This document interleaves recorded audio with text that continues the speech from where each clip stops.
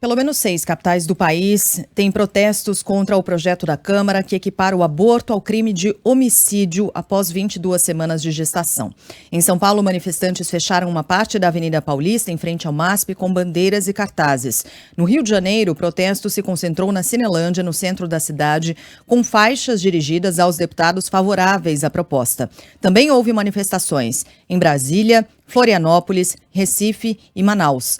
Aprovado em regime de urgência na quarta-feira, o texto vai agora direto à votação em plenário, sem passar, portanto, por outras comissões, mas ainda não há data para essa análise. A proposta altera o Código Penal e estabelece pena de homicídio para gestantes que interromperem a gravidez com mais de 22 semanas. Depois desse período, a prática seria criminalizada com penas que podem chegar a até 20 anos de prisão, e aí mesmo em casos de estupro, o que não acontece atualmente. E pior, né? A gente está falando de uma pena que é quase o dobro da pena do criminoso, o estuprador.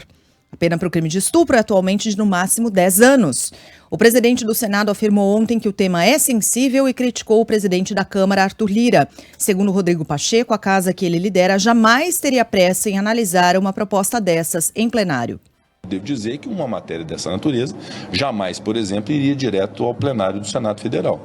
Ela deve ser submetida às comissões próprias e é muito importante ouvir, inclusive, as mulheres do Senado, que são legítimas representantes das mulheres brasileiras, para saber qual é a posição delas em relação a isso. Mas uma posição, eu prometo dá-la, eu gostaria de dar depois que eu lesse realmente o projeto na sua inteireza.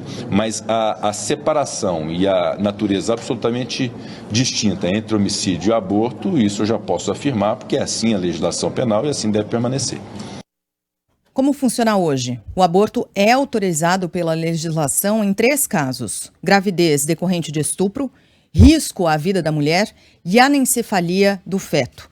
A punição severa valeria também para essas situações, sendo respeitado o prazo de 22 semanas de gestação. Ontem a gente falou bastante sobre isso aqui, e aí levantamos os casos daquelas meninas, jovens, adolescentes, pré-adolescentes, crianças que são estupradas, acabam engravidando, descobrem tardiamente essa gravidez e que, portanto, ficariam impedidas pela legislação, se assim esse projeto caminhar, ficariam impedidas de fazer o aborto, coisa que hoje é permitida nesses casos de estupro, repito, caso avançasse para mais de 22 semanas de gestação. Muitas dessas meninas, pobres, não têm acesso a médico, não têm acesso a exame, demoram para saber que estão grávidas. Elas, no entanto, passariam para o banco dos réus, responderiam como homicidas, como assassinas. E aí tem uma outra questão aqui, porque quando a gente fala do risco à vida da mulher, que é um outro caso, a mulher vai ter de fazer a seguinte escolha: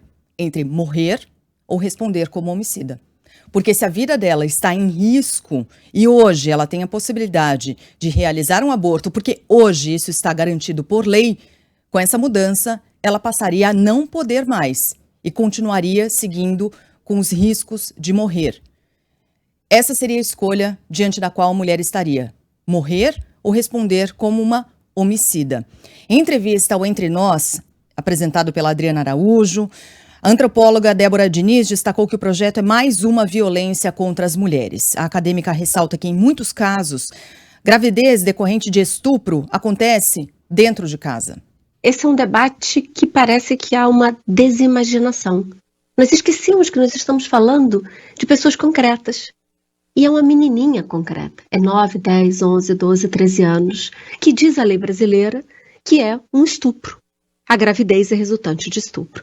Veja que nós estamos falando de um número assustador. Foram 75 mil casos de estupro no Brasil. Aqueles que conseguiram chegar à polícia, que conseguiram ser registrados.